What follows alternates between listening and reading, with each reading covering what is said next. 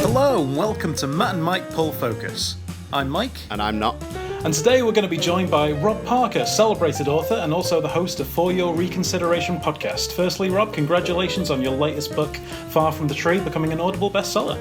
Thank you so much. Yeah, you catch me. That happened about an hour ago. So if I'm a little wild and woolly at this point, it's because I might be celebrating. But I'm celebrating with you guys. So Exactly. It's absolutely Exclusive. rad. Yeah, I'm so stoked to be here. Thanks for having me. No problem. I was going to start by asking you about like your Audible bestseller or how your podcast is going, but Matt mentioned something about a Steadicam. Yeah. Absolutely awesome. Before I wrote books, I was I had a small business doing corporate video, and I thought one of the ways to separate the business from this is a great question. I don't ever get asked this. This is great. One of the, We delve deep. We do the deep dives, you know. Yeah, I know. Yeah, this is great. I'm on with the right people tonight. I thought no one's got a Steadicam. You know, like at the low end of video production, no one's got one of those things. So pulled a few strings, managed to get my hands on one, and it was just this really cool bit of kit. And we'd swap it between us for a bit, wouldn't we, Matt, for our various projects, and it was really, really cool. Well, that's what like Mike asked me, you know, before we went on. He said, like, how do you know Rob? Like, how did you get in touch with him? And I was like, well, I kind of knew, like, through my friend Drew. Drew's sister is married to Rob, and that's how it was. That's like, correct. You know, we kind of got introduced. We sort of started talking about like film work, and you said, oh yeah, I'm just sort of, you know, getting out of the film, you know, the sort of corporate film world and going into creative writing. At the time, you had injured yourself. You had was it a broken leg or something? No, it was pretty serious, right? Yeah, I don't have cartilage in either of my knees. Still not now. But I'm still too young for a knee replacement. So this is because I played a lot of basketball when I was younger. I was looking for something that wasn't quite so impactful on my legs, and hoiking around, you know, kilograms of Steadicam equipment was kind of hard work. But I have to say that, like, from a fan of, you know, moving image and all its forms, using a Steadicam was so cool. You know, and just using it to swoop about and make these really rad moves. I absolutely loved using that thing. It was so like that was your, you know, obviously you'd set up this business, you were doing corporate video. Were you the sort of one and only cameraman, or did you have other staff that would help you out? No, I used to. You did a day for me once, I think, Matt. I think I'm kind of building to the you know, the people say what's the weirdest or worst job you've ever had. Did you go to the turkey farm? You sent me to the funniest, most esoteric job I will ever have in my entire life. So Rob was kind of I basically I went to over to Rob's. We were talking about films, and I was making films at the time, and Rob said, I've got this Steadicam that I'm not using because I'm, you know, recuperating at the moment, and I'm going to be sort of, you know, housebound for a while. Would you like to borrow it? And I said, absolutely, like, that'll be great. You know, we can make our shots better in our films that we're making. Thank you very much. And you said, there's just one favour though, if you could do it. I was booked in to do a job at like a Bernard Matthews turkey farm for one day. It's just one day's work.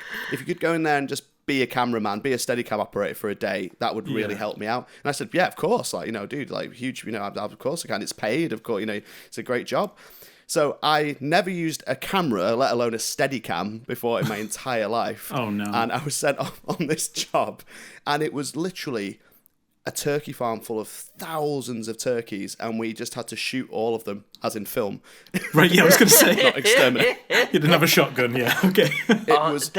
It was scary, it was monotonous, it was terrifying, and it went on for about 6 hours, and I had to just first of all pretend to be an expert Steadicam operator like Garrett Brown, and also be amongst all these screaming about to be slaughtered turkeys. It was the weirdest and most wacky day, and I got 100 quid at the end of it, so thanks, Rob. Man, we'll make it very clear. This was a number of years ago now, wasn't it? You know, and it was. This was 10 years. 10 years. Yeah, 10 years ago. So the rates will have gone up by now, though, Matt. So you know, yeah. But that, like, what a weird job that was, because I remember taking the job on, and that was one of the highest paid jobs in the corporate world that I ever had, because I found it really difficult, to be honest, because so many people would get in touch with the business and say, oh yeah, I've got this great idea for this, and then you would spend ages researching it, planning it, even down to storyboarding it, and then you'd never hear from them again. And it was like those yes people, isn't it? You know, like they just say yes to everything, and when it comes to the actual crunch, they don't do it. And these guys actually did. So we're not actually mentioning the name of the turkey manufacturer. It wasn't Bernard Matthews, but we're not. Okay, so if we don't mention any, it definitely wasn't Bernard Matthews. But it was such a weird job, because you did you have to sterilise as you went in the turkey places? Yeah, so it was like, it was like E.T., like, the government's here. Like you go in, you strip off, you shower, and this was before COVID, so this seemed weird. Yeah. Then like, you strip off and you put on like a sort of a forensic outfit, like with the whole hat and everything, and you go in there, and obviously with a Steadicam, that comes in loads of pieces, so you've got to kind of build it, as you were before you work. So I did the crash course in it, so I had to assemble the Steadicam, disassemble it, shower, get in the place, build it again, get back in there, and film every turkey, every different breed that they had on the farm individually. And it was just a mixture of monotonous and terrifying in all the same ways. May I ask, what was this even for? Was it like a recruitment video for come to our turkey farm? It was never asked mad. any questions. No, it was like the inner workings of the business kind of thing. The finished product, which I saw, was about 15 minutes long. So it's like, there's a nice short film. I know that what Matt did on the day is all in the thing as well. So you did a great job, mate. Nothing was that's cut, good, because nice. I could not be sure that I had done a good no, job. you did, because it's all in the thing. It's all in the thing. Because brilliant, good to know. At that point, I remember the editing was no longer me as well. I'd farmed out, so I was just really the piecing all the moving parts in one place by that point. But no, there was never any question about the day, and only compliments about Steadicam operator Matt Fagiani. So wow. Yeah. It just shows, if you don't know how to do something, just do it anyway. Yeah, exactly. Learning on the job is the one, isn't it? Yeah. It was wonderful. Oh, good. I'm so glad. So on For Your Reconsideration, you and your co-hosts Simon and James speak about films that are considered rotten on Rotten Tomatoes or generally box office bombs. So I know you've already spoken about its sequel, The Lost World, but it must be a nice change of pace for to speak about a universally adored film such as Steven Spielberg's Jurassic Park. I mean, it's ridiculous, and I'm ridiculously excited because I love being on. I love everything to do with For Your Reconsideration, because it's born out of a very pure place that we just love movies, and feel that every movie, good, bad, sort of has its day to an extent. And who does it with you, Rob? Can you introduce your co-host? Who's the band? Yeah, it's myself, Simon Lewis, and James Stewart, and we met at film school. And Simon is an editor at a production house in London, he's worked for 10 years in the industry now. And James is he's a screenwriter on the cusp of going. The projects he's working on, the people he's talking to, there's going to be a Tinder spark that just makes this go. So it's going to be very exciting to see where that goes. Fantastic. And we enjoyed the fact that at university we were the three northern guys who could not take the snootiness around the topic of cinema celebration seriously. Yeah. So there was a very famous moment during, it's only famous to us, it's not famous to anyone else, but where we were in a lecture and Simon got into a very, heated argument with one of our lecturers because she said Die Hard was a bad film and she cited some obscure Polish film as being a far superior film. Now, we'd seen both. Of course. and it was it was part of the course to see the other one, and the other one was fine, but the tone of the argument was that, well, that's a commercial popcorn movie, or that's what she decided it was, and therefore it was deemed inferior. and we absolutely hated that. And when Simon was having this argument, like, you cannot say that objectively, in a filmmaking sense, is a badly made film. You cannot say that. And the fact that he stood up for it like that, I remember looking at him thinking, like, I'll get on with that guy. Yeah. No, completely. Yeah. It happened to me when I was studying film in university as well. Like, it wasn't particularly film school, but we were studying the like the theory behind films instead, and stuff like that. So it was often the case where when people stood up and tried to say what their favourite films were, if it wasn't like Kurosawa, or if it wasn't Breathless, like a Buddha souffle, like, oh, you're not worth our time. It was so like, it was gatekeeped. It was, like, yeah. That's Such a great expression there for it. Yeah. It was, and now that, like, I'm a bit older, I feel like a sort of an embarrassment about it for them, like, because I remember someone had painted himself as like a real what's the word, connoisseur. In the circles. And it was all painted like he was going to have this huge cinema career waiting for him. And he carried himself like that. And then, when everyone was in the edit suite doing their projects and finishing off their projects before handing, he'd go round and he'd look over shoulders and say, oh, yeah, this is a fantastic piece of, New Orleans post-traumatic noir. And you're like, what the hell are you doing? And then it's like it's a bit of washing on a line. I remember looking on the over the screen like, how are you getting that from that? It's absolutely, it's filmed on a mini DV camera. You might as well have shot it through a potato. I think the fact that you are still a film fan after going through a university experience like that, it's great that you survived it, because that kind of snobbery in art is kind of for me personally, like, studying art as a subject for me is kind of a bit of a, it seems like a waste of time to me, because it's kind of like art and film especially are so subjective. Man, it's the definition, but film, unlike painting or sculpture, has 1,000 moving parts, in terms of like how it's made. So you could say the costume design in a movie is exquisite and beautiful, but the film's a bag of shit. It's that kind of thing. There's so many things. Like, the editing is amazing, but the acting's dull. It's kind of, it's so many different parts. So just like your professor, just to say that Die Hard is not a good movie on maybe one level, it's not. Maybe, or it's, subjectively it's not. But however, every department is working at 1 billion miles an hour to make this the best looking, best edited, movie ever. So yeah, just to dismiss a film like that, it doesn't make sense. To be honest, all it did was make me stronger in terms of what it was I liked and what and not so much I didn't like, because there's not a lot I don't like.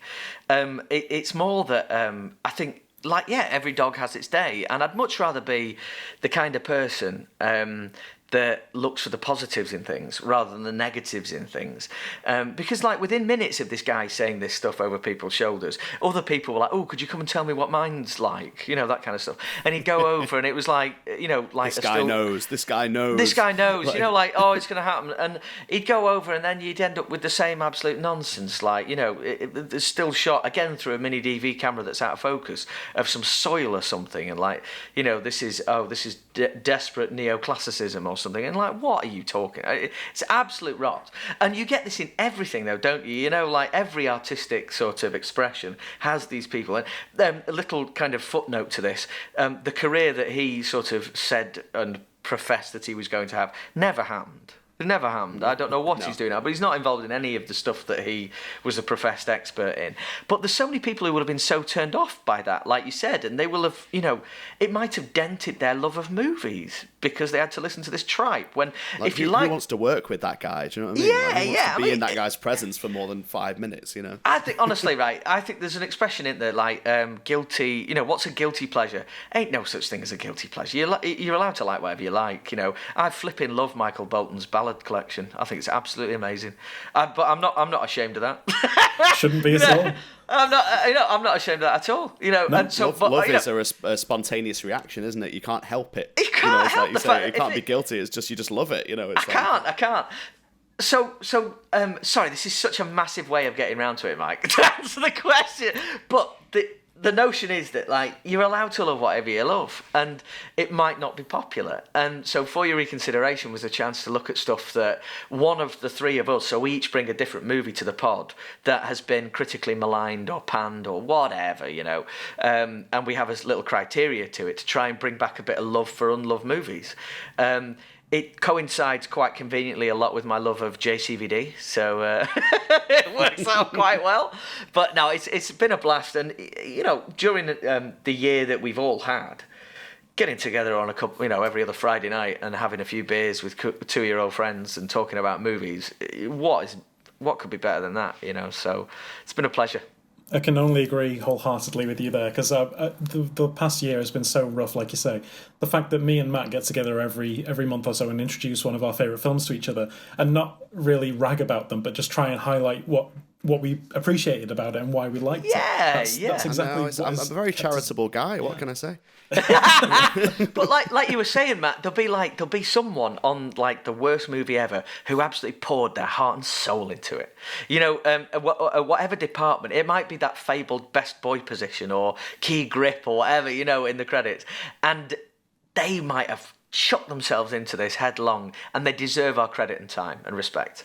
So even if you didn't like the overall end product, let's give some love, let's be more positive. And obviously with social media these days, you can have, everyone's got can have an opinion that can be shared, retweeted, amplified, soapboxed all over the place. And sometimes the kind of the snootiest opinions are the ones that get the most airtime. I think film Twitter can be incredibly critical, and films can live and die on this, you know, and give a film a chance. You don't, you know, if you go into watching a movie and you've got an agenda about the movie already, you shouldn't be watching that movie.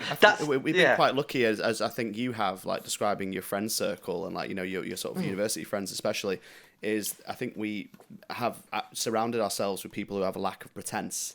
And I think it opens you up to so much more, because, you know, people often say to me, like, you know, what are your top films? And without any irony, it's probably There Will Be Blood and Teenage Mutant Ninja Turtles 2. You know, mate, and I'm not love it. Kidding. You know, I'm not being ironic. I'm not being funny. You know, it's like those movies mean... Spectrum. Running the gamut. I love it. Exactly. And it's just like, you know, this sounds ridiculous, but they both create sort of an emotional reaction in me that is incredible, you know, but just in... It's like apples and oranges in completely different ways. Do you know what I mean? Like, but they both mean as much as the other, you know. To absolutely, me and they have absolutely fuck all in common. You know? Yeah, but that actually, I mean, they've got the central thing is some oozy, slimy stuff, isn't it? Really, so they've got that in common, haven't they? There you go. There you go. Nice link. Very good. Link, yeah. I can't believe you found the link between those two films. I was really scrabbling there, Mike. But it only goes to show that every dog has its day, you know. Different films for different times, you know. What was that? I love that film, Intolerable Cruelty, you know, with Catherine Zeta-Jones and is it the Coen brothers? George Clooney. It is, yeah. And I don't really like anything else the Coen brothers have done, but I really like that one. And that's like one of the most hated ones, you know. Like, so everything is subjective. Everything is just. I'm quite glad enjoy to hear what you say you like. that, actually, Rob, because I've always wanted to meet someone who didn't like particularly care for Fargo or something, you know, like someone who just thought, you know, it's kind of, you know, it's average. Well, they get so lauded, and I am a fan personally. I love their films, but I'm kind of glad to hear someone come along and just say, wait a minute, you know, they're not necessarily all brilliant movies. I mean, you know? to put my hand up, I haven't seen Fargo, so it's like I've bad example, seen all the wrong ones. But that's the thing. Go. I mean, there's not enough hours in the day, is there? You know, to watch all the stuff you want to watch. You know, and I don't think, like, famously. Not again. I keep saying famously. It's only famous in my head because I built it up in my own head. But like on For Your Reconsideration, they always say, like, you know, the other lads talk about movies they've watched. I've never seen or heard of any. I never have. You know, and they say to me, "What have you watched this week, Rob?" Like, well, I watched Journey to the Mysterious Island with The Rock. You know, like that kind of thing. But I can't sit here and watch Vertigo with the kids. I tried to get them to watch The Big Sleep, and they were like, "What is this, Dad? It looks like it was filmed on toilet paper." It's not for everyone. I was Not going for to everyone. say, that's sort of that stage where like black and white means death. However, they love King Kong, so like, They as you were do, saying yeah. before. We've really broken through here, yeah. I was just telling the guys before we came on that the kids, I've left them watching the 1933 King Kong. It's still what a great. Have you guys seen it recently? Yes, I have actually, because I saw it was on the BBC iPlayer. So It is, yeah. It's aged so well. Like It's electric, and plot-wise, Yeah. you get to 40 minutes, and you are swirling down that plot line as quick as possible, and people are getting murdered. They're getting binned off like bodies are bouncing, and people are getting snapped and eaten, and all. It's brilliant. I love. I know, yeah. It's kind of like when you think about it, it's kind of a precursor to Jurassic Park in so many ways. Well, I I think it's important we brought that up because I think it's massively so, and that because I can sort of from seeing that because I saw that very young, and it terrified me. But then I can plot the line to when Jurassic Park came along at 10, where boom, the floodgates open and wow, everything linked up. Right age as well, I think. I know we're jumping forward to the movie, but wow. Yeah. I mean, I was going to say, in terms of King Kong, the incredible effects that they would have been in the 30s, the Jurassic Park effects still hold up today, in terms of being fantastic CGI, which we'll talk about. But, however, in future generations to come, the effects will get dated and they'll get older and they'll get, we'll sort of view Jurassic Park as we view King Kong now. But, however, I think, suspension of disbelief is the thing. And it's like, you can watch the best example that I've ever sort of conceived is The Wizard of Oz. If you watch The Wizard of Oz, the sets, it's clearly fake sets. It's clearly cardboard, painted walls. You can see the end of the yellow brick road. However, all the way through that film, you're invested. There's no part of you that goes, this isn't happening. 100%. This is bullshit. And that's the ultimate thing. So, even if Jurassic Park in 20, 30 years' time looks a little dated, the story is so solid. And the direction and the delivery and the acting, you're there. You're just absolutely with it. And the CGI still happens to look great. Yeah, I think you forgive stuff. I think if the story is good and all the other things work well, you forgive stuff so much more. Yeah, exactly. So if you're looking at the CGI, and going, then you're not enjoying the film. It's like, exactly. Yeah. Absolutely, yeah. I watched it yesterday on Blu-ray, and it still looks good. It's still there's a couple of things, but for me now it adds to the charm. Just the way that you watch King Kong now, and it's got the stop motion isn't always smooth. It adds to the overall experience, and it still brings out that kid in you. And also because of watching it on Blu-ray, and it's the same with watching these movies. It's amazing you mentioned Wizard of Oz, Matt, because that sits true to me as well. Because watching that on Blu-ray as well recently. The detail you see that you've never seen before watching it in high definition, even down to arm hair, it's just it's crazy. And all just of Dorothy's beard. Yeah. It's just it's mad. And then but when the Munchkins come on, you're like, whoa, who are these guys?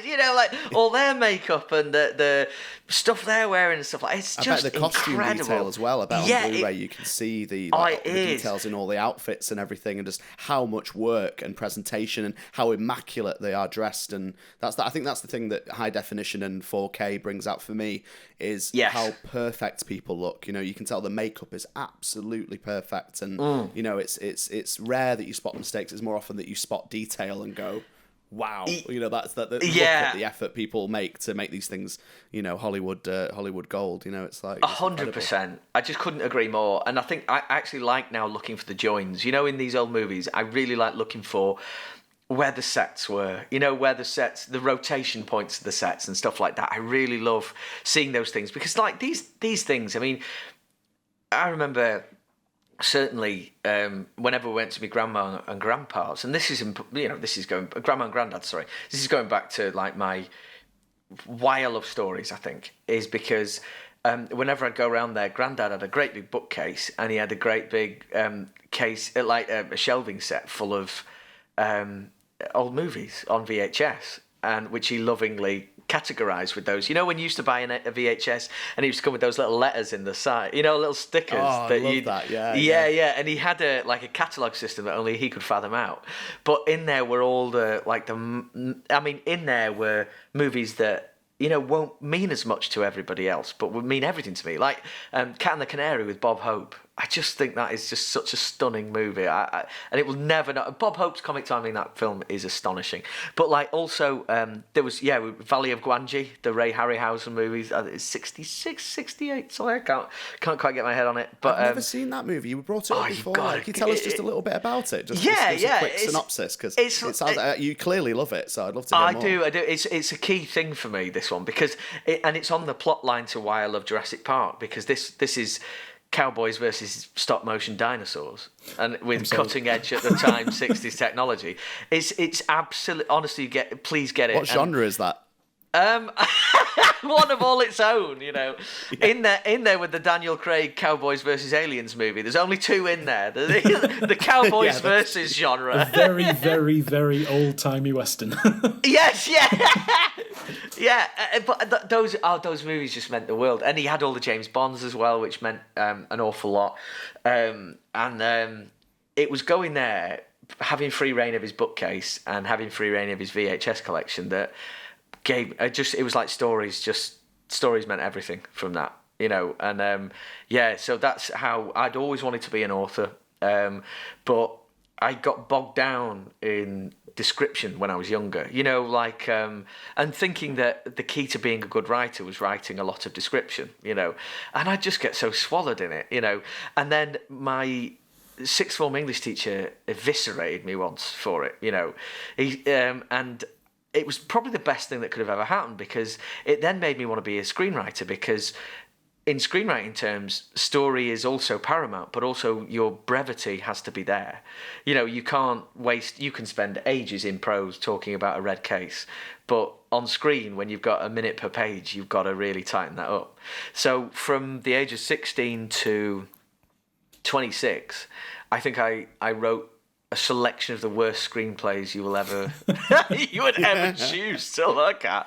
And that was actually going to be a question I wanted to ask you. The what would you call it? Your writing career, your authorship. Is that a word? Is that a phrase? I don't know, man. Yeah. Let's use it. Let's go for it. However we got to this point, I suppose.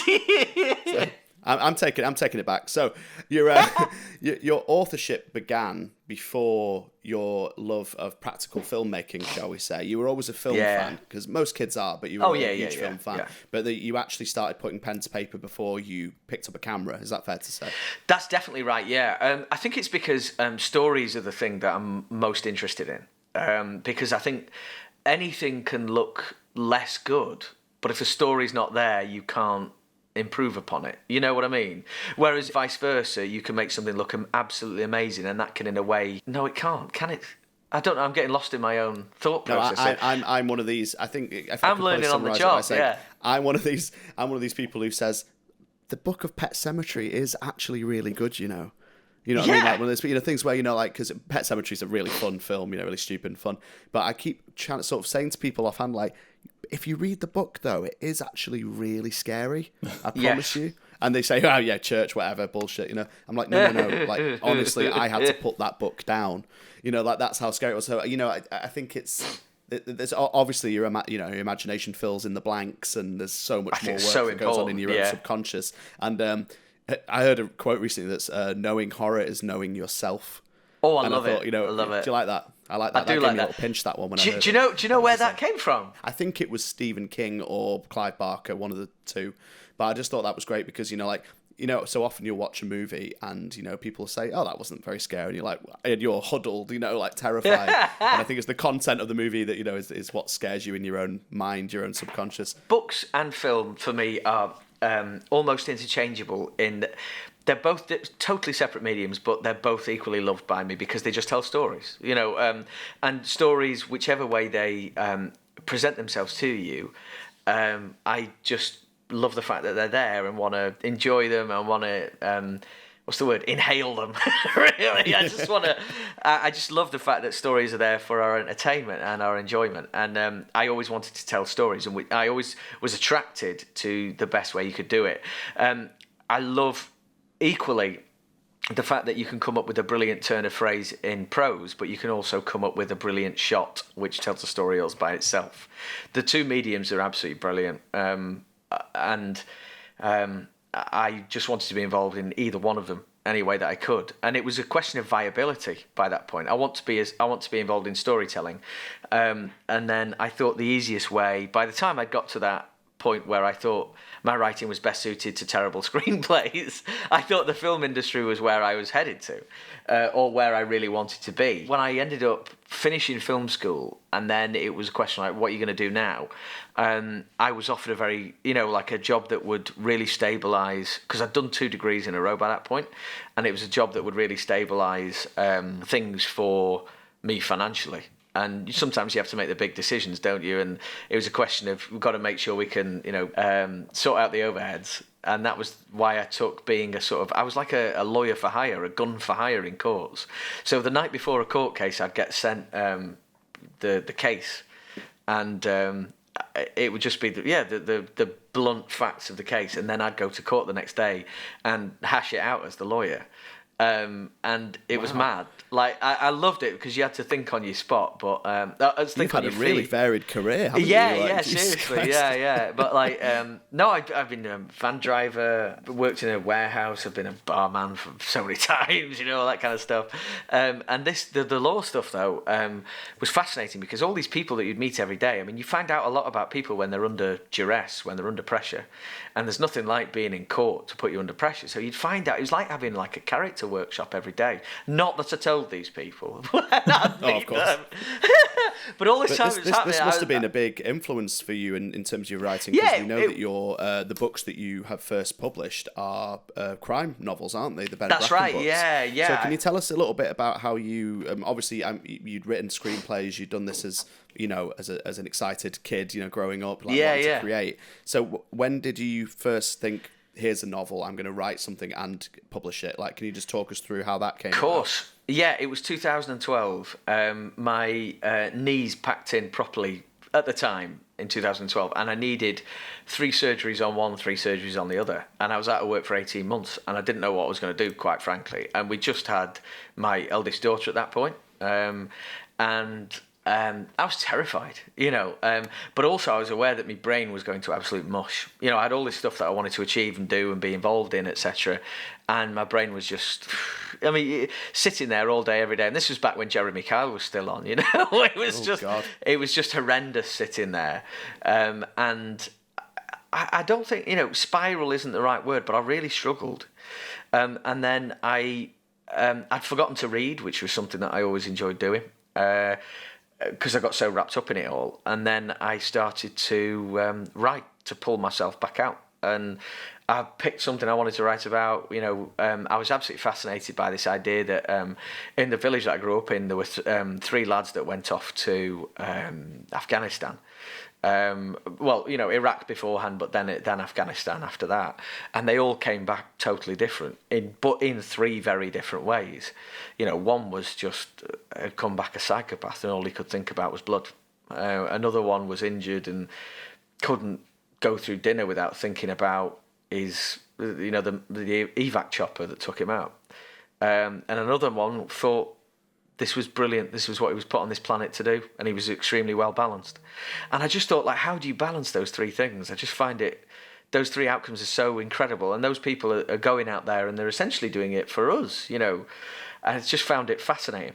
And so I wanted to write about a combined idea of those 3 experiences.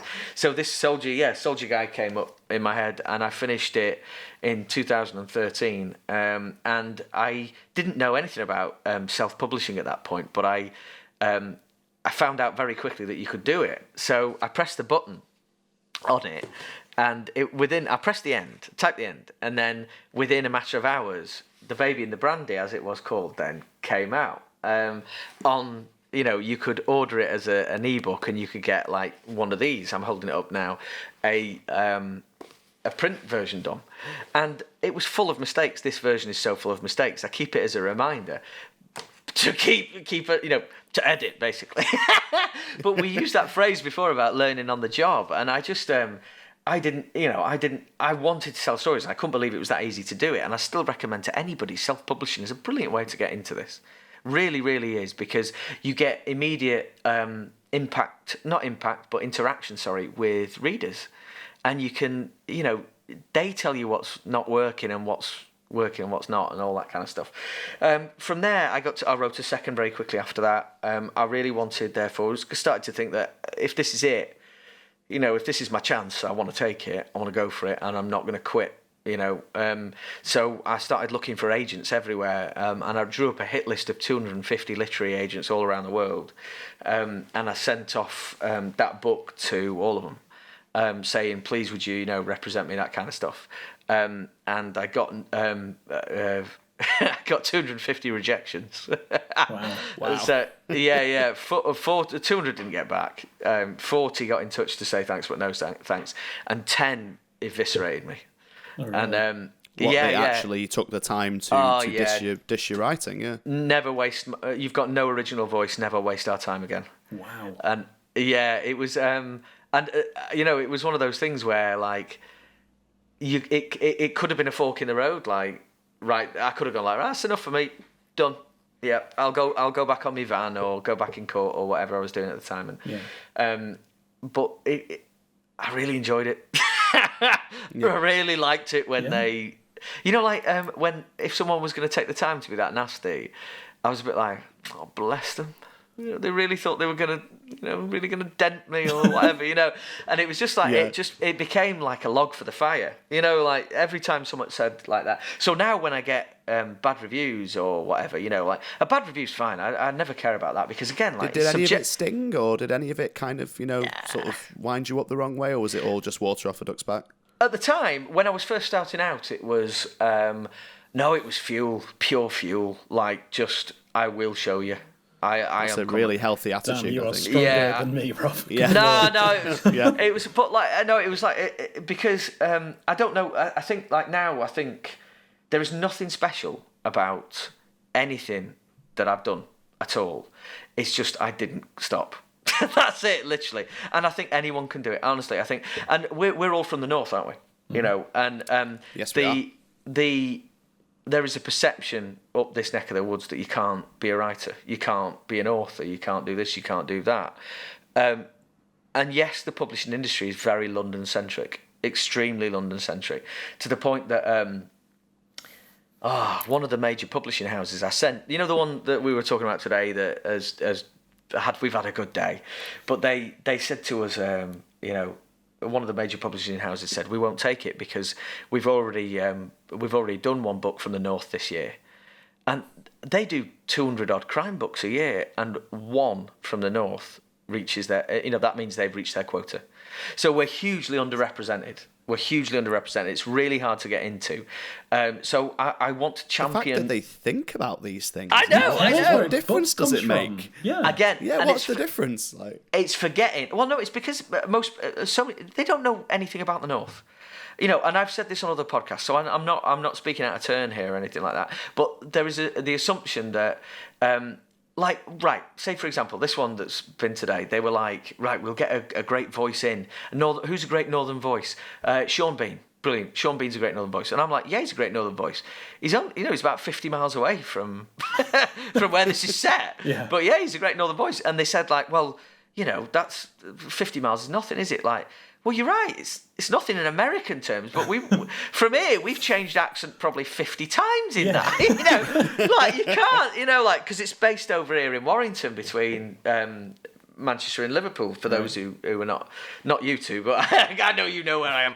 But those out there who are not familiar with the geography of it, and it's just like they don't. So many parts. On a deck or something like seriously, that. no, that's seriously. If a northern voice is extremely generic to so many decision makers in this industry, and it's very hard to champion the North and all its varieties and all its, because I think that's what makes it brilliant.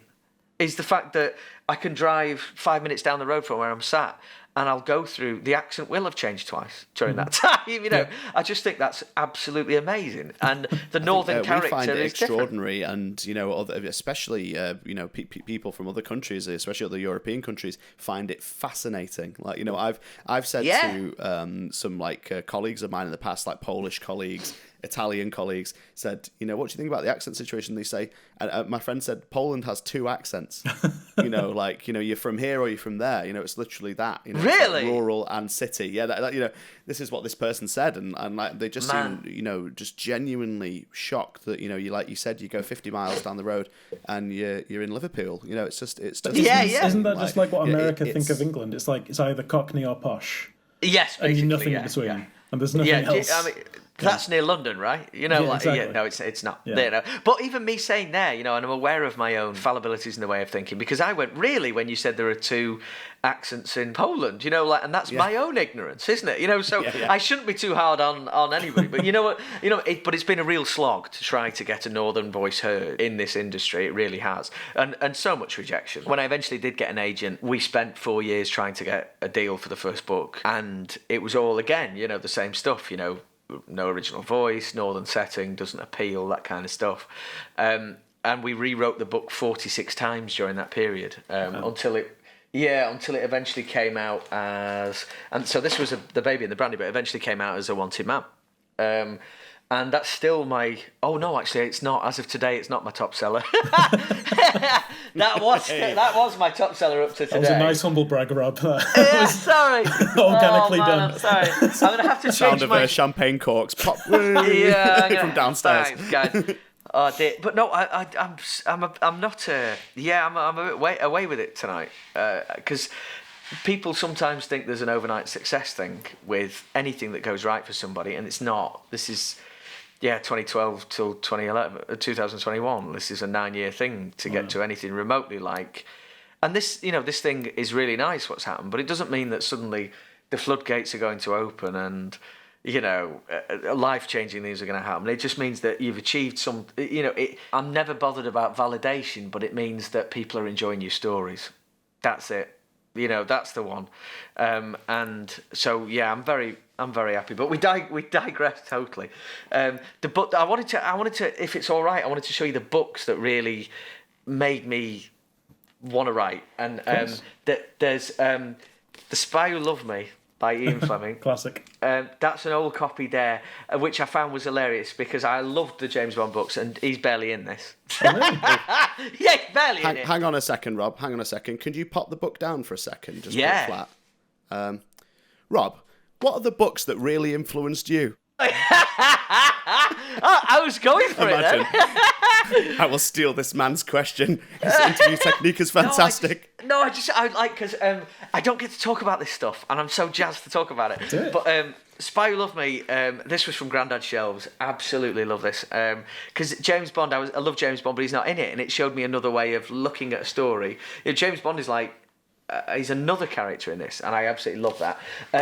This is so sad, but R.L. Stein's Hit and Run from the Point horror series. Wow. It just suddenly, when I was like a kid and 11-ish, I think I read this, and it was like, oh my God, the people in this have girlfriends and they can die. And that was like absolutely mind-blowing to me in what I was reading. And it was that made them real. That made them real and kind of aspirational, not the death stuff. And the other one was, This Is It, This Is the One, Benchley's Jaws. Peter Benchley, nice. I have just read that myself, Rob. Actually, I just finished reading it. It's awesome, isn't it? It's really sexy. I couldn't believe it. I couldn't believe how sexy it was. I was like, this is not about a shark, is it, this book? You know, I'm halfway through, I'm like, this is really not about a shark. It is not. No, I know. It's right, picture the scene, right? My mum and dad gave me £1 at Croft Carnival to go to the pick and mix stand. I'm buying the pick and mix, and next down below is a second-hand book charity shop. Yeah. And this was on the top, next to a copy of Tom Clancy's Clear and Present Danger. And I picked them both up for 25p each and split my 50p. But I knew Naughty Rob wasn't supposed to be reading this. So I sneaked it home, and that night I had pick and mix with a torch reading Jaws, and it changed my life. That bit with Hooper and Ellen... Matt. Oh my God, that was the bit I was like, where is this going? They're not actually going to do this, are they? Like, I was like, first of all, this isn't in the movie. You know, at the back of your hands. It's like a huge plot strand that's just non-existent. And also, you know, they talk about like the seat getting damp and stuff that she was sitting on. I was like, this is crazy. Like, this is meant to be like a 12A action adventure book. Like, you know, what the fuck is going on? I like when it got towards the end, you know, like, and instead of chumming the water. They bait up with a dead baby dolphin. Like the unborn baby dolphin. And I'm like, and Hooper gets really angry at him, like. Yeah, this isn't for kids, this is not for kids. No. But what it showed to me, though, because I'd seen Jaws at that point, is that there's so many different ways to tell a story, and it was so visceral and so exciting that, like, that book is why I wanted to be a writer. And then we immediately jumped from that just a couple of years later, to Jurassic Park, and we all come full circle. And those books there are why I want to write. That's it. And Jurassic Park is why I love movies, and that is just the plain, bare facts of it. Fantastic. I can't blame you at all, because it is one of my favourite books as well. Having come from watching the film and then retroactively seeing the different the threads in the book is insane to think about. And like the fact that there's an entire raptor nest that they've stumbled upon like towards the end, and I'm just put that in the film. That would have been amazing. But and they're migrating. They're migrating. They're all doing the migration. Like, it's unbelievable.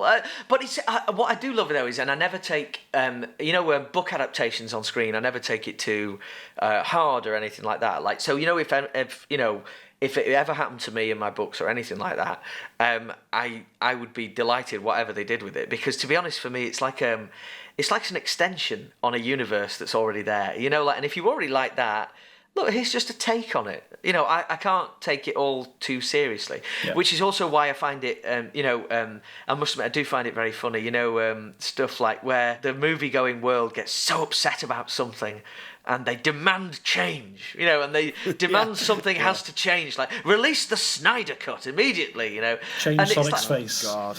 Change Sonic's face, although I am glad they did that. Agreed. Still didn't watch the piece of shit, but... Oh, no. I think I'm on my okay. 40th watch, Matt. Yeah, it's good. I like it. I give it a shot. Yeah, it's good. My brother said it was so ridiculously mundane. He couldn't believe how did they make a movie about like a blue hedgehog like collecting rings and eating chili dogs? How did they make it so boring? I enjoyed all those aspects. I'm with you, Rob. I'm with you. Yeah, thanks, man. No, isn't Mate, James? I need to get with the programme, obviously. James Marsden is rad in those movies, isn't he? He just gives himself to everything, doesn't he? Like that Hot movie with Russell Brand doing the rabbit, Not doing the rabbit, that's an awful phrase. Phrasing. That was a different time in his life. He's past that now. What was it called? Was it called Hop? Hop. Yeah, the zombie movie, I did watch that now. That's a masterpiece. There you go.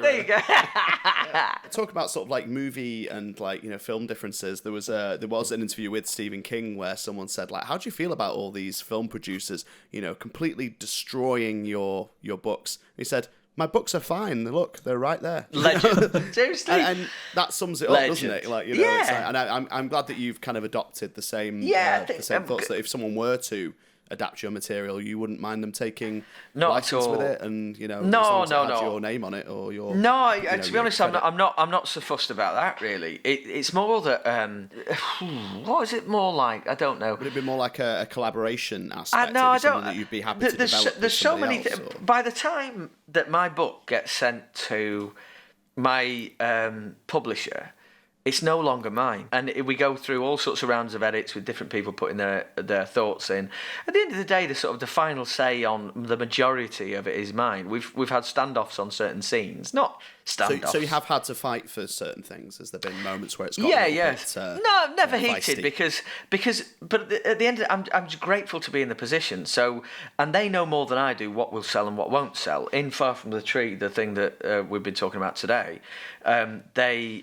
there was an original problem with the original ending that I put forward, because it would have needed a trigger warning on the release, which would probably have made it bomb, because people don't click buy on stuff like that, and or it's a much harder sell, so especially from an unknown writer. So it was one of them things like, right, you guys know what you're doing. I'm happy enough to just go and come up with something else.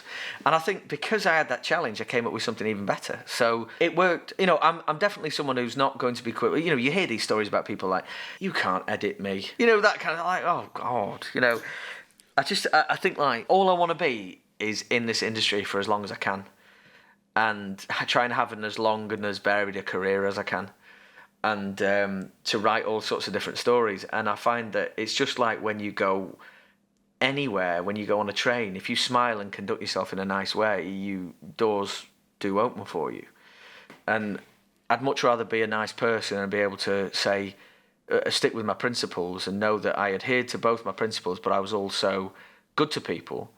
That's what means more to me than anything else, I think. Incredibly admirable of you.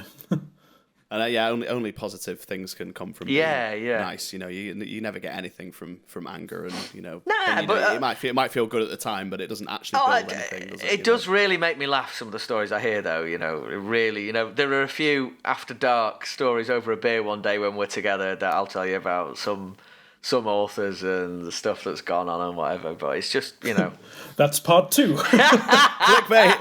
Join us in part 2. We're talk about Jurassic Park.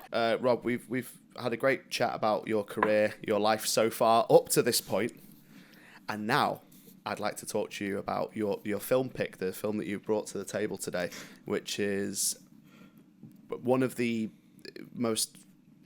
It's just dead good. Sorry, I thought you wanted me to help me out, but okay, sorry, go on.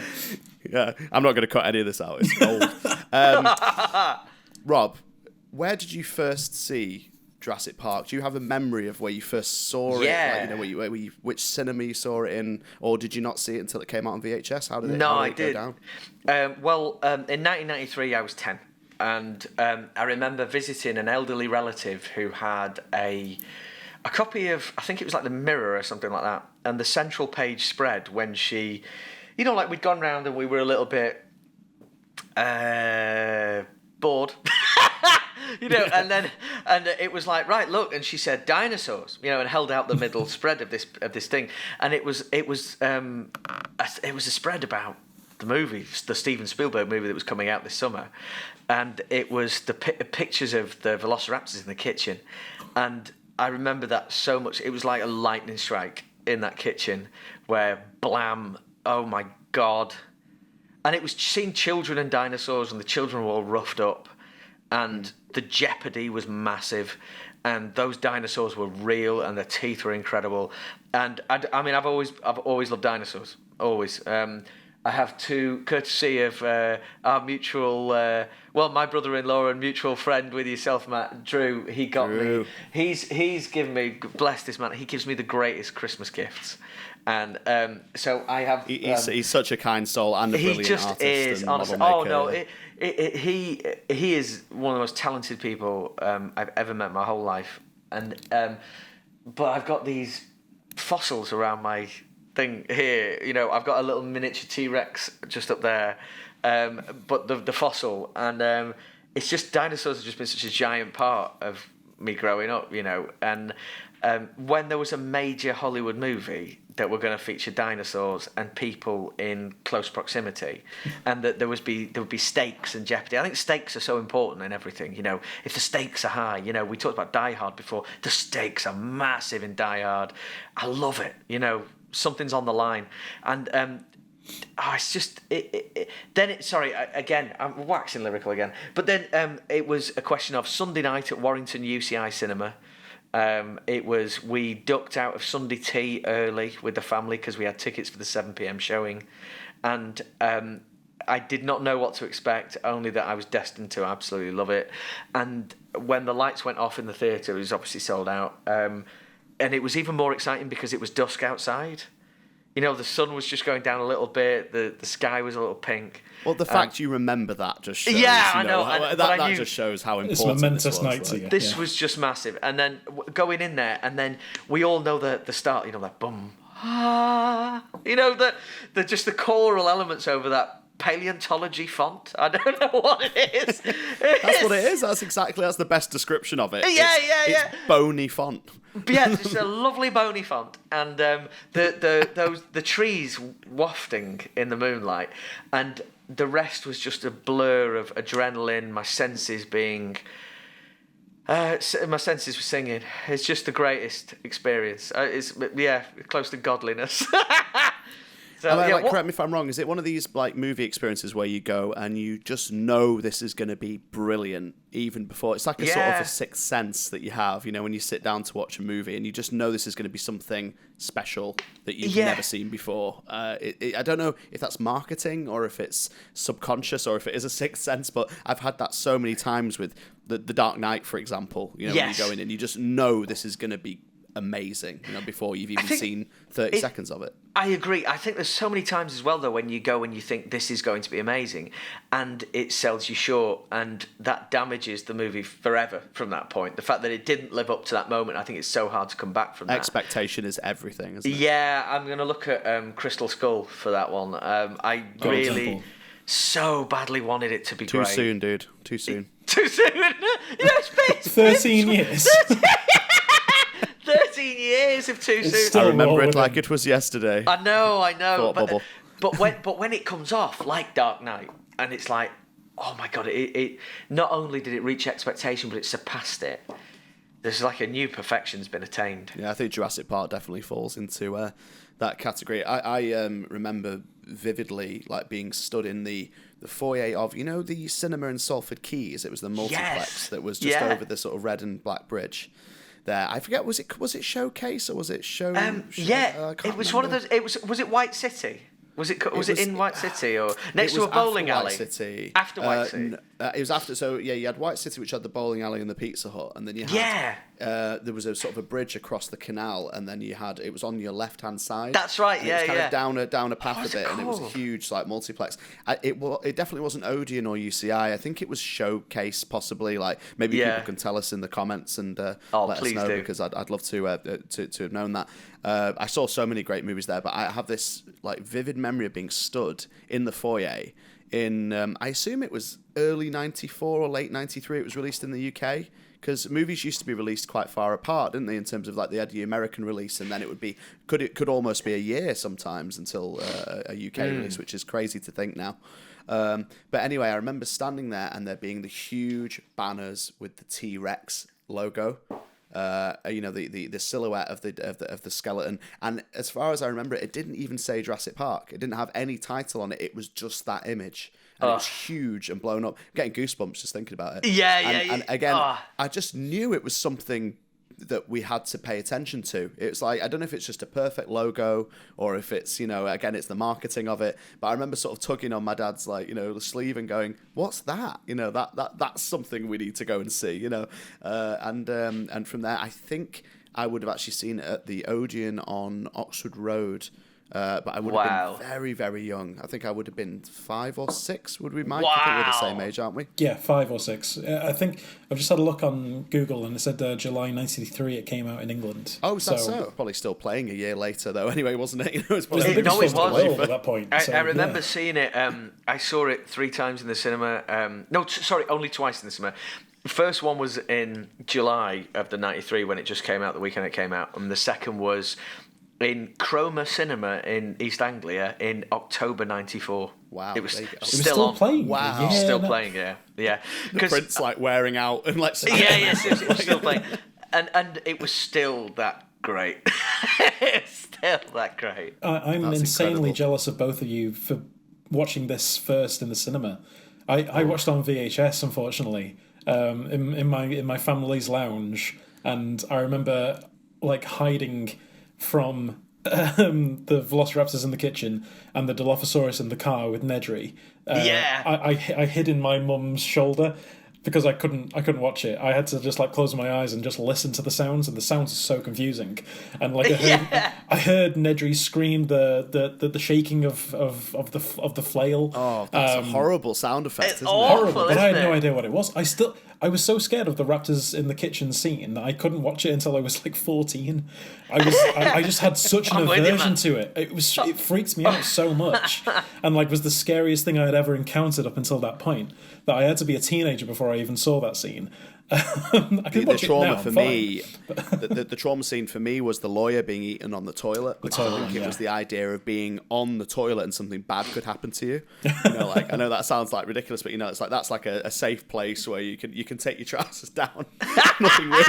Nothing creepy is gonna happen, and then a T-Rex eats you. I just remember that there was something about that kind of vulnerability of it that I remember just thinking that's horrible. That was the same for me in the kitchen. It was like, oh, raptors can get me here. Like they can get you anywhere. Yeah. There's nothing they can't do. And there's a dinosaur that can get you out in the open. There's one that can come in your house and eat you as well. So Exactly. don't ever feel They safe. can open doors. Not the to move a bit- handle moving is. The opening of the doors thing was horrible. But not only that, but like the not to move too far forward, but the compies from Lost World 2 freaked me out as well. Yeah. Like the fact that they took down Dieter. And they were so small, but they were able to take down this man. I was a kid, and I was like, "Oh God, I'm done for." If they come anywhere near me, I'm done. When we were talking about like the differences between like the book and the film, like, do you think that it doesn't seem like the kind of thing that Spielberg would include in a film like this? But do you think that the opening scene with Joffrey getting eaten by the Velociraptor is like a decent replacement? I think it sets the film perfectly off in terms of. I totally agree. This is going to be a fucked up experience for everyone involved. Like this, Hammond hasn't thought this through. Danger is there. He can't control what he wants to control. Not seeing the creature as well is just that's brilliant. Could have done. Like, it's that classic monster ththing of the less you see, the more your mind works on it. And obviously it saves it for the big reveal when you actually see the what they call Diplodocus or whatever. You guys know the long neck. I think Brachiosaurus. Yes, Brachiosaurus. Yeah. There's a part of this that I don't think gets talked about a lot, but there's so many great bits about this sequence, and I do think it's brilliant. I love the fact that the actor's name is Joffrey, and they've called the character Joffrey. I think that's amazing. That's good. But no, it's the fact that they never show. Yeah, the raptor is getting zapped and shot to bits by electric prods and all this kind of stuff, and they never show it recoil or have weakness. And I think the fact that they don't do that, the fact they don't let it have that moment where you can beat them in any way makes them more terrifying all the way through. Because you've not got any precedent that they can be overcome. It takes a T-Rex to take them down eventually. Yeah, exactly, yeah. But the lighting in that is amazing. The set is incredible. The music, the camera move up to the raptor thing. Oh, it's all just amazing. And that moment that you start watching, you're sucked in and you're done for. Your evening's done.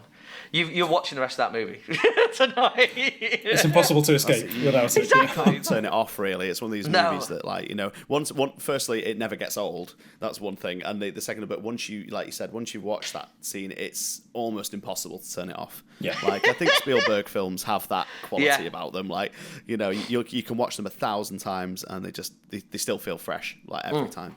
Just talking about the wardrobe in Jurassic Park, like, me and my friend Isabel, I have to give Isabel a shout out. She's one of my best friends, and she's a huge fan of Jurassic Park. Like, she is, she actually has a Jurassic Park mini, like which is like made. It was, I think, made for promotion for one of Jurassic Park 3 or something, and it's all kitted out like. So jealous. No way! That's so cool. Huge fan, and we were watching it remotely in lockdown, and she just went, "When did Lex lose her hat?" And I was like, what do you mean? It's like, well, and I hadn't got to that point yet. And she was like, see that purple hat she's got on? Like, she doesn't have that later on. When does she lose it? She's wafting herself with it in the car, isn't she? How did you know that? That's Because incredible. I'm just thinking about it now. Yeah. That's it. How did you get that so easily? That's incredible. Oh, I'm a nerd, what can I say? It was one of these lockdown moments where we were like, this is so stupid, but we have to watch the whole thing now. There's no way we can stop watching this because we need to find out when she loses the hat. Mike, you are absolutely right. She loses it when she takes it off in the Jeep at night, just before the T-Rex attack, to waft herself. Yeah. And how did you know that? So that's incredible. That I've seen this film more than any other. I've got like an eidetic memory when it comes to it. I can't believe we bothered watching it now. I could have just texted you. Sorry. When did she lose my hat? I didn't realise this until like maybe the 50th time I watched it. But the fact is that when you see Tim outside the car and they're trying to decide which cars to be in, he's wearing basically what Grant's wearing. Yes. He's wearing like the denim shirt, and he's got a little neckerchief on, and like because he idolizes him, right? Yeah, and it's just such a subtle like mirroring thing that like never noticed. He's trying to be a mini Grant, and it's just such a cute thing. I love it. But it's storytelling without being obvious. isn't it? You know, like an investment in a world and a scenario and characters. And I mean, I know that like it sounds ridiculous, but like you know the characters of Jurassic Park inside out. I don't mean to rag on the others, but when it comes to like Jurassic Park 3 or maybe even Fallen Kingdom and stuff like that, I feel like they are so kind of like the Kirbys in Jurassic Park 3. I didn't care about them. I didn't care about their plight. Whereas Ellie Sattler and Alan Grant are so much more three-dimensional, not two, three. And like I care about them so much that I want them to survive, and that's like the main part of the entire thing. Every character in that film, I want to live, and I want to see the end of this. Apart from maybe Nedry, but yeah, we'll move on from Nedry. But like you don't get that in the other films, and like. That's what I was kind of disappointed by the first time I saw them. Like, fair enough, like 2 has something, but like I didn't really feel the relationship between Julianne Moore's character and Jeff Goldblum's character as much. Like they didn't really give much to Eddie or Vince Vaughn, and like enough to make me really care about them so much. Yeah. So, but in this one, that's what I love about it. Every character is amazing. They're three-dimensional. I could tell you everything about them if I wanted to. Yeah. But even if Lex is she's a vegetarian hacker. But still. It's true. No, it's funny. I've never thought about it until you just said that, because her character arc is the weakest, isn't it? Largely, I'd say of them all. Yeah. But she's still absolutely indelible in the overall thing. But the great thing about this movie is that the characters, because you've got the opening scene, and then the rest of this movie is exposition and character development until about the hour mark. Yeah. And lovely character scenes. I mean that scene when they're in some bizarro dining room projector suite in the dark. What are they doing? Would you like to come to my bizarro dining room projector suite for some Chilean sea bass? I don't know what's going on. Of course I would like to. But like that, them talking to each other and interacting and just look at it, they're all amazing. The casting as well is just astonishing. It's just amazing. I think there can't be enough said about the performances as well. I think like what Mike was saying about there's perhaps a lack of character, a slight lack of character backstory and development in her, because the performances are so solid, like from everybody, including her. It doesn't matter as much because you're getting that spiel. One thing I noticed about it last time I was watching it, which is I've seen it in other Spielberg movies as well, that just adds this sense of realism. In Jaws, especially, actually, you have characters in scenes, in ensemble scenes, talking over each other. And it's done so naturally because, for example, when they're standing at the raptor pen. Yes, I know exactly what you're talking about. Talking to what's his face? To Grant. Yeah.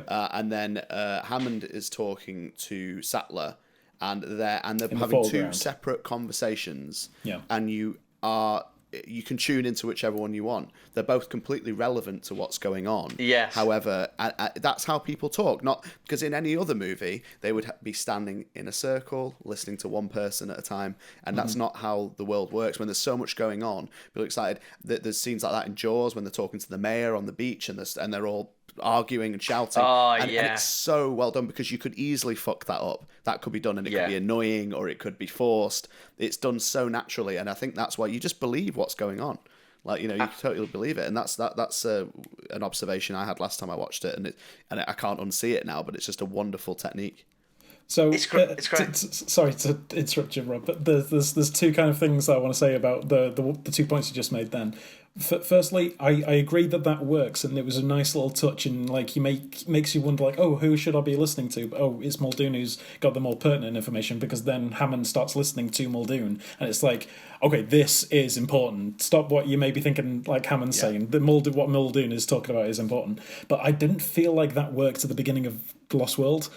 I don't know if you remember that scene where Goldblum's behind. You got the bad guy, the nephew, who's talking to a lawyer, and the lawyer's telling him about a contract. The lawyer's talking about the contract. Like, the nephew's talking to Goldblum about the fact that he broke an NDA, and Goldblum's also talking about the NDA didn't matter because what needed to be told was the truth. As I recall, your university revoked your tenure for your selling wild stories to the press. I didn't sell anything. I never took a cent, and I told the truth. You only get that on your third or fourth viewing, don't you? When you're really paying that's a attention. definite immersion. If DVD wasn't job. a thing, if these movies were only theatrical, you would struggle there. However, I do still love the delivery so much, especially that lawyer is the evilest lawyer you can imagine, and the fact he's just signing all these contracts with his perfect pen and his perfect press suit and everything. What does he say? This suit costs more than your education. Yeah. He's from Full Metal Jacket as well, isn't he? Yeah. Lovely impressions, lads. Lovely impressions. True. The other thing was about the Chilean sea bass scene. There was once an improvised comedy night that I went to in Manchester, and it was all based around like sketches based around Jurassic Park. It was a really weird concept, but I went because I loved the film anyway. That's incredible. I know, right? It was insane. But like one person dressed up as Hammond and was like trying to make a promotional video, but it all goes badly and everyone starts attacking him. But one of them was like the chef of Jurassic Park. And it's he's like a Half-Life Blue Shift thing where it's like exactly, a spin-off thing. It's a forgotten character, but the fact is that he's always saying like the guy who's handing out the Chilean sea bass, and in that scene they don't eat anything, and they're all talking because like the main part is like them talking about the ethics about the park, but like he's there just stood there saying, I made that Chilean sea bass for them and they are not eating a goddamn thing, or like he's been left and he's looking through the curtain like exactly he's been left and like he's made all the the big buffet that Lex and Tim eat before the raptor comes and gets him, and he's there just saying, I made all this fantastic thing, the kids are eating the desserts, they've gone straight to that, I don't care about the desserts, I'm not and that just made me great laugh. Observation, and and I was like, every time I see it I'm just thinking about the chef who's just like, hey, Alejandro has been brought in to make that Chilean sea bass and you are not appreciating that Chilean sea bass. This movie makes me want jelly all the time. When she's shaking it. It's just like, I'm just looking at the jelly like, give it to me. When like Nedry is speaking of Dodson, he's got Dodson here. He puts he opens up the spray can, and like it opens, and there's a noise that's like a really high pitched noise.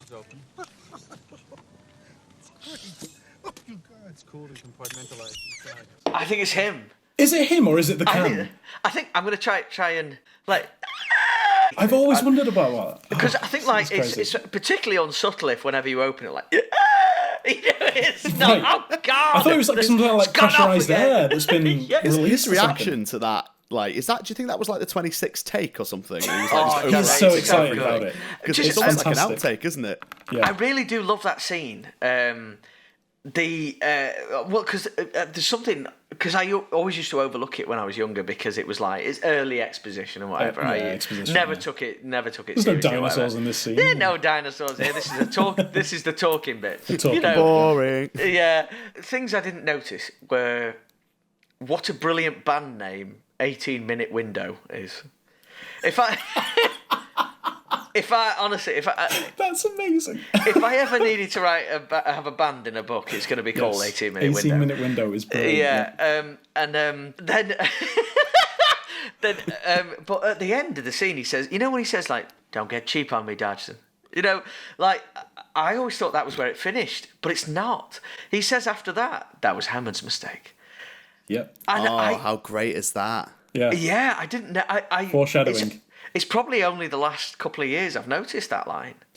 There was a sort of a meme going around that was a bit like the moment in Spaced, where they talk about like that gunner on the Star Destroyer should have just shot the escape pod. Someone said if Hammond had just paid Nedry what he wanted, none of this would have happened. Yeah. Just pay Nedry what he's due. Yeah. To be fair, he's a slob, but he's working really fucking hard. Like what I mean? Like he built this park. Like, come on, dude. Like, give him like an extra $70,000. Similar to what you said, Rob. There's one thing that always bugs me, like a line that's delivered after it shouldn't been. There's a bit when you should have said the magic word happens, and then he says, "Call Nedry's people." Call Nedry's people. In Cambridge. Yeah. And I never know that lines. It bugs me every time because it's not necessary. No, and it's just not. It's given such a gap. In Cambridge. He says it really relaxed as well, doesn't he? Always bugs me. I don't think Muldoon needs to know that. Exactly. Yeah. Oh, Cambridge. Oh, right. Okay. Yeah. Cheers. Oh, you mean Cheers, I've got the Cambridge area code? Oh, God, What's the purpose of that line? Is it just to say like they are good at what they do, or like is it saying he's not Cambridge material? Like I don't know. But this is this film keeps delivering surprise. There's so many different things that you notice time after time. It's so layered. Yeah. There's probably at least like 6 liquids I haven't noticed yet in the movie. Different substances.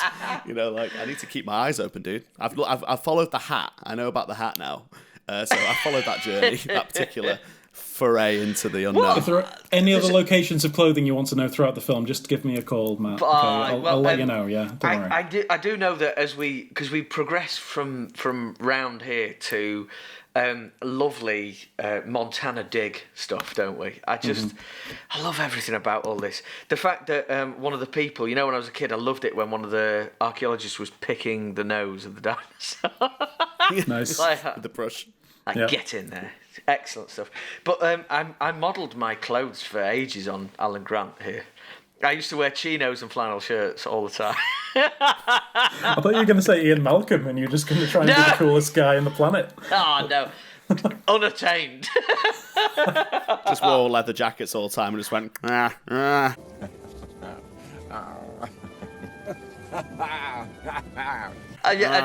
told people that they were, strange attractors. That's not, you'll talk about chaos theory, hitting on women. We get it. Yeah. Just saying, be like between every sentence, like and grab knees. Wow. In the helicopter, that's another brilliant scene. Just characters being amazing, but like reaching across and squeezing Hammond's knee, that's not acceptable behaviour. That is good, yeah. No. And like everyone's reaction to it was just get off me, yeah. Yeah. You can tell he doesn't like him from the off. I do wish you wouldn't do that. It's so good. I do remember thinking, like, as a kid, I know this kind of goes without saying, but I do remember thinking there's something wrong with this guy. You know what I mean? I remember thinking, like he was a serious danger to everyone. Like, as a kid. I think that's why I've grown up to love Jeff Goldblum so much, because I remember as kids, like, you'll have to excuse Dr. Malcolm. And, to think of an adult excusing another adult, they're actually warning you about him. Yeah. Like, I remember thinking, not in like a weird, creepy way, just like this guy could actually kill you or something. I thought there was something wrong with him. Well, how does he describe him? He's been overburdened with an abundance of personality. Yes. Is that how they describe him? And that's just like you could describe Jeff Goldblum in everything by that. A deplorable excess of personality. There you go, thank you. Yeah. It's super, isn't it? Oh, my word. Do you guys ever get this thing where a line from a film becomes part of something you just say day to day? Most of the scripts of Jurassic Park with my friends. Yeah, all the time. Really? But like for day to day things, so like if Becky's like, she says, Mrs. Parker says, could you get the kids, what time do you need, and I'll be like, what time do you need me to go and get them? I've got a plane standing by in Giotto. I've got a jet standing by in Giotto. And she just stares at you blankly. She's like, are you doing that stupid thing again? Yes, I am. There's one line that was like shared between me and my girlfriend at the time. We were such big fans of it, but anytime we were talking about someone and like described someone, we would say, because he's like me, he's a digger. Because Grant's like me, he's a digger. But over the years, our Mexican accent would get worse and worse to the point where it became like stereotypical and outrageous. Like, he's a digger. But now we watch it back, it's like he doesn't say it like that at all. It's just he's a digger. And it's it develops and it takes on a mind of its own, doesn't it? Yeah, completely. And now we watch it back and like, oh my god, we're so bad at that. We talk about like how many times we've seen Jurassic Park. Every time I watch it, I don't know why, I'm always surprised Samuel L. Jackson's in it.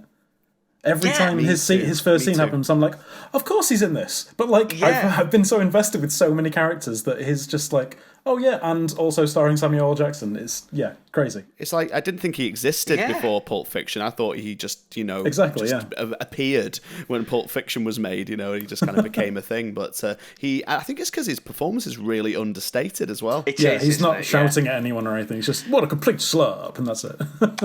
And I believe him. Yeah, he also gets one of the gnarliest deaths as well. I know it's off screen, but it's grim. Did you hear how that came around? No. They had an entire scene planned for him to be killed by a raptor on screen, but it was the fact that the hurricane that came and like wiped out the set for about 2 weeks meant that like they had to postpone it, and Samuel L. Jackson just couldn't stick around, so they had to just get the arm that doesn't make any sense why it's there, and then just pop down. Why it suddenly drops? Yeah. Yeah, why it suddenly drops? Yeah. Is there a deleted scene of a raptor like, oh gosh? The storyboard apparently of it. Putting it into the right spot. Save that for later. Yeah. Yeah, it's just such a token jump scare, isn't it? Like, Yeah. it's It just, is. Yeah. But again, it was really shocking, and in that kind of also in that claustrophobic setting as well. Just having this extremely horrible thing happen. These movies could. I mean, this movie was a 12 certificate. Am I correct? PG. It was a 12. PG. It was a PG. PG. PG. Yeah, I remember that actually, being on the VHS cover. What does a guy have to do to get a 12 around here? I know. Like, or was a 12 even a thing then? I think did 12 come later? No, 12 I think was the summer after, but with Mrs. Doubtfire. You're kidding? I thought No, Batman no. Returns was the first 12, wasn't it? You're absolutely right, Mike. Yeah, I think yes, so. We had that first for it because Batman Returns is 92. Is that right? 92, yeah. Yeah. That's correct.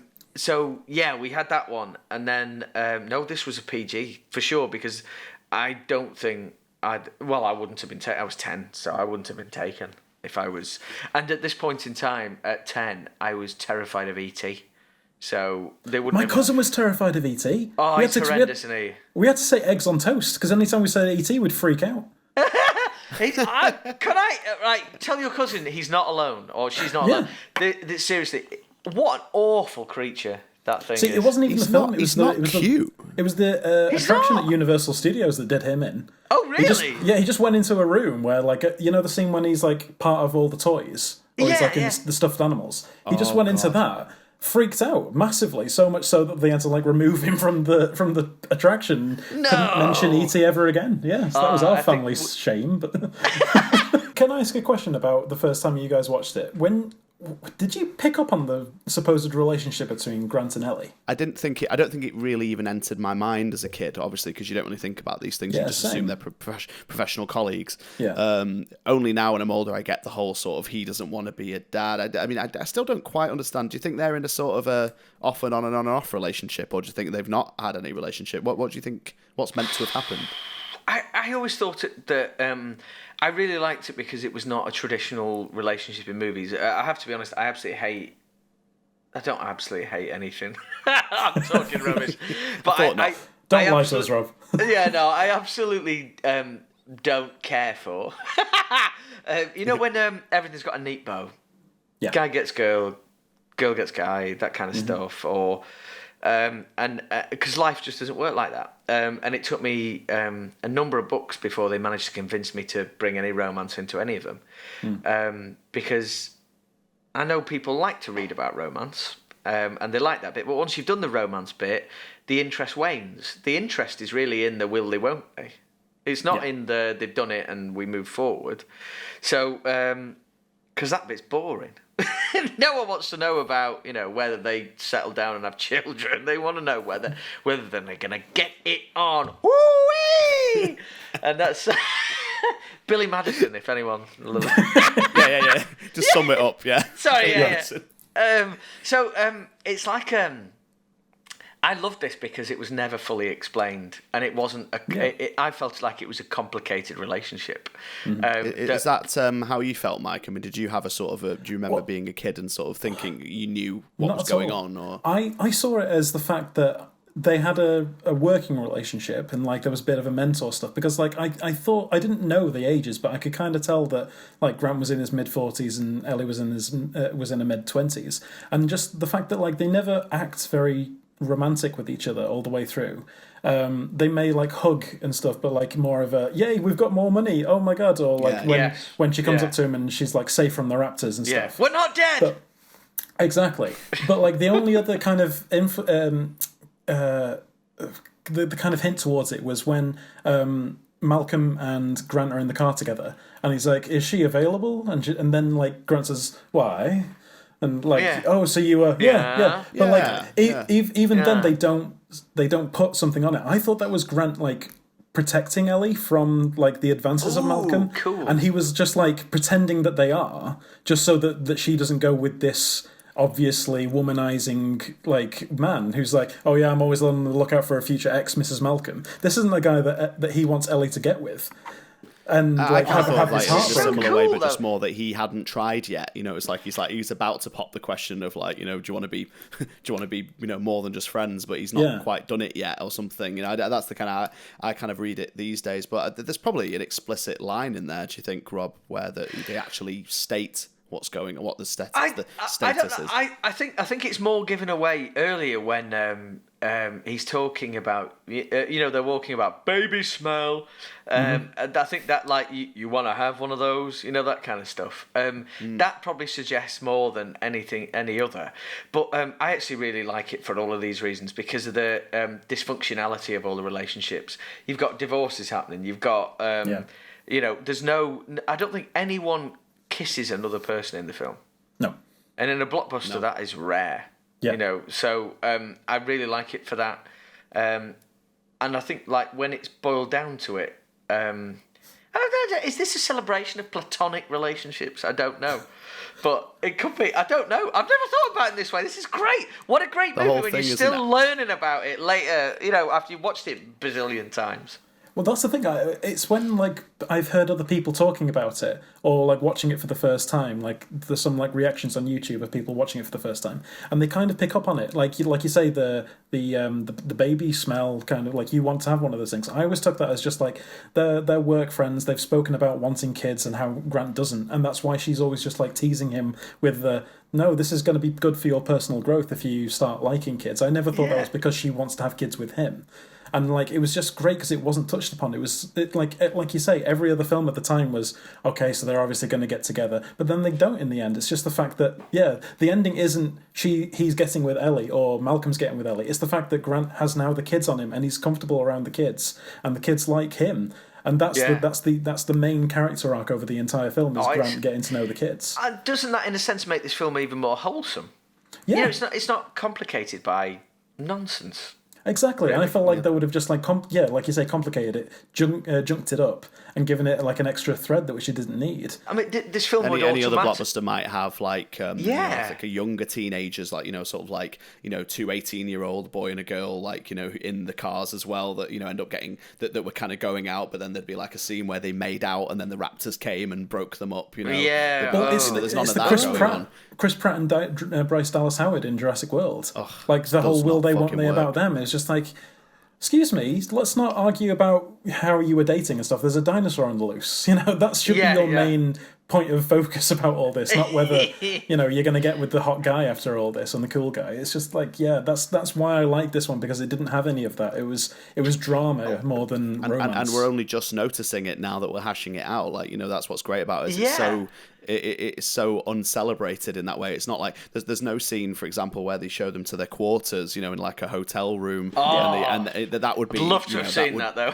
I would love to have seen their digs. Yeah, that would have been cool. I think we'd be remiss not to mention the scene where the CGI of the dinosaurs is revealed properly for the first time. And I mean, this scene, everybody knows this scene is such a, you know, it's probably one of the most famous scenes in cinematic history at this point, and certainly the most iconic. The scene, like they come into the open field, and the scene is shot like it's sort of a tight shot on the jeeps as they come up. They're sort of like looking at the maps, looking at the itinerary, looking at the stuff, and you hear this noise, and then it's basically a very kind of clever way of revealing how amazing the CGI looks, you know, because the characters turn and they see these brachiosaurs, like this, like just one of them like going up to the tree. Everyone knows the scene. I won't bother describing it, but what I like so much about it is it's two things. It works on the level that it's the first time that the characters in the movie see a dinosaur and see how magnificent it is, but it's also, back in 1993, it's the first time that an audience had seen CGI used, I mean, to just such mind-blowing effect. You know, so it's this dual thing that happened in the cinema where, and even I remember it as a kid, you know, just thinking this is a next step, you know, in terms of, cinematic creation. It's And, even as a groundbreaking. kid, it's groundbreaking, and that's what I love. And it still works on both those levels today. And so every time I watch it, it just gives me goosebumps. Sometimes even a tear. It's just such a wonderful moment, and it's like going from black and white to color. It's just one of those moments. It's a lot like that moment in Wizard of Oz, isn't it? That like that massive transitional jump in filmmaking moment that you're watching in real time on screen. Nothing will be the same again. That's amazing. That's such a prescient, important point you make. I think so much of this is to do with Williams' score is brilliant as well. Williams' score. I was going to say the music makes astonishing. it. I'd say, yeah. Because it's like caring and revelatory all at once. The swell of this And teasing as well, beautiful. like at the beginning, just like the little strings just like something's coming, but like what is it? Yeah. And this comes back to everyone being just absolutely on the top of their game. It's. And even all the little character bits in this short scene are excellent. But I actually think the CGI is still good here. It's still good. Yeah, absolutely. Holds up. I love that scene so much because I think it hits me on a character level because we're introduced to Grant and his interaction with the little boy, who I thought was a little girl for the longest time. It was like, it's a very, very androgynous little child. But like the fact is that like he's a hard ass. He doesn't take things lightly. He doesn't want kids. He doesn't laugh when Goldblum's like laughing with him on the helicopter. But then he sees the Brachiosaurus and he's in awe. He's like a child. And he's like almost crying and stuff, and he can't stand up properly. He can't stand up. He gets weak at the knees and stuff. And I just love the fact that like, this is magnificent for me because I haven't seen a dinosaur before. This is absolutely groundbreaking. Cinema's never going to be the same again. But also, Grant's feeling this too. This is like, my world has changed. And it's such a character growth moment, but it's also like an empathetic moment. And like, I'm there with him through this. And I'm just like, if I was there, I'd be feeling the exact same thing. And I love that. Can you imagine the line written down on the script page? Just, it's a dinosaur. That's just the line. And then, my word. What else would you say? What else do you need? This is so great. I want to. I feel like choking in my chest, like thinking about how big this is and what it means to all of us. And we're not unique. This is loads of kids of that age will have gone through exactly the same thing. The dinosaur craze was all kicked off from this. Yeah. Yeah. Oh my God, it's so amazing. Merchandising. Yeah. Hey, plastic lunchbox. The lunchbox. I had one of those lunchboxes, and I had the making Park, of the flamethrower. I didn't have that. The kids love this one. That would have made me very cool in primary school, though. To be honest, Check out the Jurassic Park flamethrower. How cool is this? But also, did you know that apparently in canon of the Fallen Kingdom, the last brachiosaur that you see on the dock is the same one that Grant sees. No. And that's why it like jumps up and does the same kind of moment. Oh, it does. don't say that. So that's the first that was a dinosaur good you scene. see I've is got the to last admit, dinosaur. That was you see. really It's a good, fucking gobshite, but that's a good scene. I'm with you on that, son. Dude. But yeah, that's why apparently J.A. Bayona wanted that. It was like, okay, we're never going back to Isla Nublar again. This is the person who greeted you is going to be the one who sees you off. And as well as the T-Rex is the same T-Rex, isn't it, from the first one? Yes, in Jurassic World. Yeah. Correct, yeah, you can still see the scars of the raptor's giver on the neck and stuff. Sorry, I didn't mean to just ruin your night, I didn't Rob. even know. No, but like, because that scene in Fallen Kingdom, I found in that scene in Swollen Kingdom, I found hugely affecting. Yeah, it was better in that. The CGI was better in Swollen Kingdom, I thought. No, it's hugely affecting, and it's the noise again that ooh, in the distance. Oh no, I didn't know it was never did any harm to anyone. It just ate leaves. Depressed now. Sorry, Rob. You're still a best-selling author. It's fine. Don't worry. Remember your win today. Remember. Remember this. Watch this space. On Twitter after this, everyone leave me alone. I'm in mourning. I'm going to think about a brachiosaur for a while. I'm thinking about CGI brachiosaur. Mike, they killed my mojo. Why did they tell me that just when I was on the up? Things were looking good. So sorry, Rob. We apologise on behalf Yes, of. We'll of print a course. retraction tomorrow. No, I'd rather know these things. That's the Good, thing. I'd good, rather I'm glad. know. Because it only adds to the world. I love the world. I mean, like I know the latter 2 movies have their detractors. The latter 3 movies have their detractors. The latter 4 movies have their detractors. And I'm glad that they're in my life. That's it. Very simply, that's it. There's Fantastic. faults in the latter ones. There's no faults in this one, but there's faults in the latter ones. But I'm just still glad I'm there, and that they're giving me things that keep enhancing my enjoyment of that place that I was in when I was a kid. Yeah. I think the Brachiosaur scene with John Williams' score over it and Richard Attenborough's his delivery of "Welcome to Jurassic Park," and then like the score just brilliant. It's like what films are made of. It's just fantastical. It's whimsical. It's Pure joy, isn't it? It is pure joy, and it is definitely one of the reasons why I fell in love with film. Moving on to the next scene that you mentioned, Matt, about the T-Rex paddock. I can't hear the sound of that fence.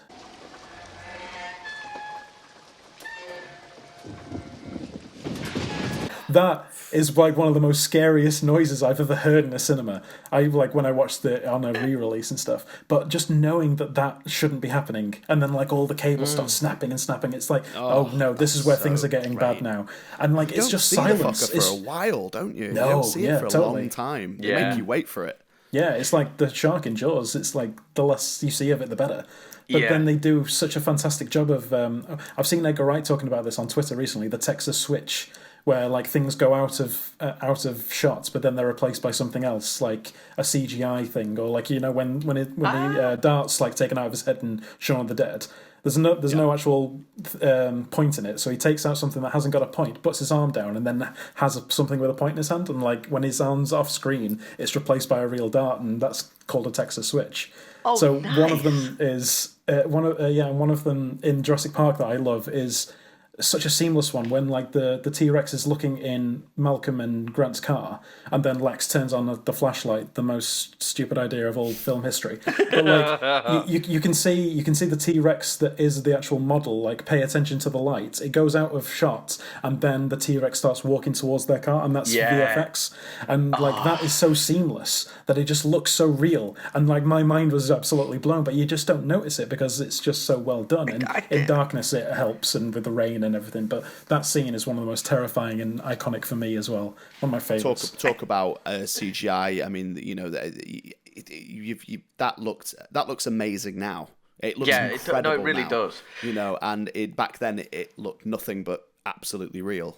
Oh yeah, like the confidence they had in their product at the time was that the first reveal of the T-Rex really in full body is CGI when it walks through. Yeah. Like they knew they were onto something. They knew that. I noticed that moment when you see it for the first time, and it's still like, oh my flipping god, it's here.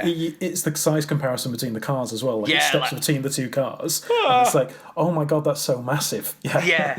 And the sound, the weight of it, and the sound effects. Yeah, sorry. The sound design is unbelievable in this scene as well. Weight. But no, I agree about the weight because I feel like it leads so fantastically onto the chase scene of Malcolm just saying "must go faster," and like you see like not only is this in like an arena kind of thing where the T-Rex is just walking around slowly, but this is now chasing you. It's breaking down a tree, like a massive tree branch, and like it's got weight to it, and you feel it, and it's chasing the damn thing, and you just want it to go faster and faster and faster. But like you couldn't have done that like 2 years before. Like there's not the capability to have this gigantic dinosaur chasing a car and you feeling the fear. Yeah, absolutely crazy. Can't be replicated. It's the best of the best doing what they do. It really is. Like and right down, because I think sound design here is so important. When it crashes into that low hanging trunk almost, isn't it? Yeah. Like. That the sound is the crunch and the glass and it's sensational. It doesn't faze him. The T-Rex just keeps on coming. It's just like, what will stop this? Yeah. I struggle to suggest to anyone, genuinely, to find a more exciting 15 minutes of a film than when the T-Rex paddock chase happens, up to this chase that we're talking about. I cannot think of anything that delivers pure thrills with such enjoyment and aplomb. I can't. I completely agree with you, because the fact that after the T-Rex kind of gets released, it's just non-stop action all the way through. But they've given the first half of it so much breathing room and so much abilities for the characters to develop themselves that by the time it gets to non-stop action, you're just like, oh God, I hope they survive all this. And it's done so perfectly well that, like, if you were to have, like, nowadays, like with Jurassic World, you have to have the T-Rex escaping in the first 15 minutes, and then the rest of the film is just them evading it. And it's like, no, I don't care about the characters enough to do that. And then like you have to try and develop them while the attacks are happening, and it's like drama, action, drama, action, drama. Whereas this is just drama, action, and it's brilliant. And this is the worry I have about like whatever happens with Jurassic Park Dominion, the new one that's going to come out. I don't.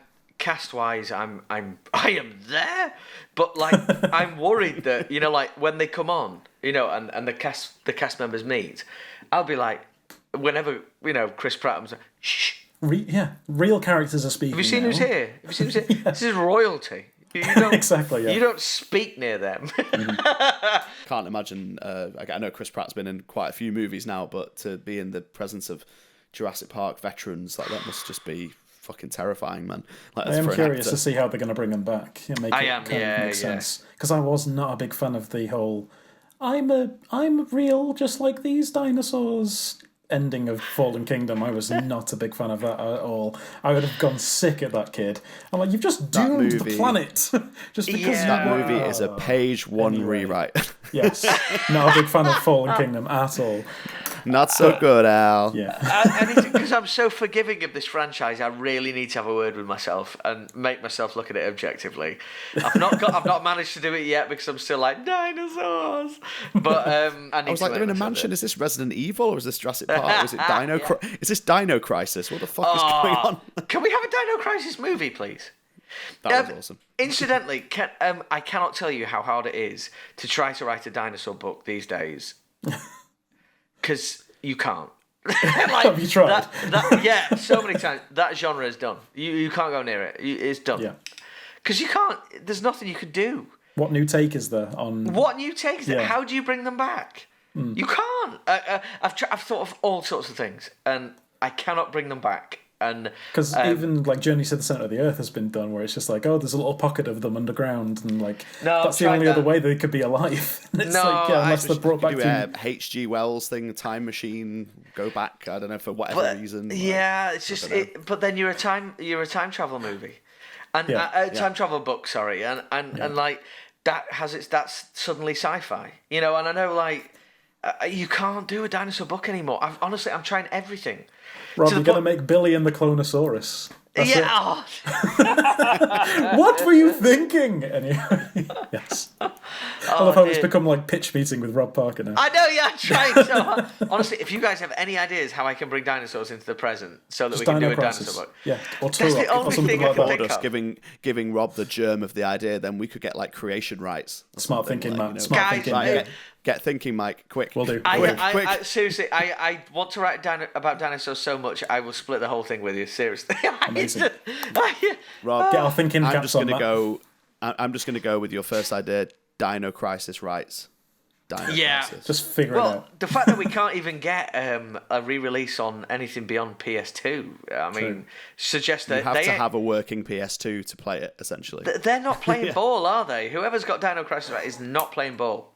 Rob, I have an idea. Okay, so when me and Matt were working in the cinema, we were working with a colleague who, for some strange reason, in a conversation with me and my other colleague, spoke about how she thought dinosaurs evolved into humans, pretty much like Cooper in Super Mario Brothers, but we won't talk about that part. She also thought that when the asteroid hit and killed the dinosaurs, part of the Earth broke off, which still had dinosaurs on, and that was like thought in our circles to be like one of the stupidest things anyone's ever said. But now apparently like scientists are thinking that might be the case, and like dinosaurs survived by being in space somewhere and maybe have evolved into aliens or something. But that is something that hasn't been done before. Someone goes into space, finds a bit of old Earth, dinosaurs.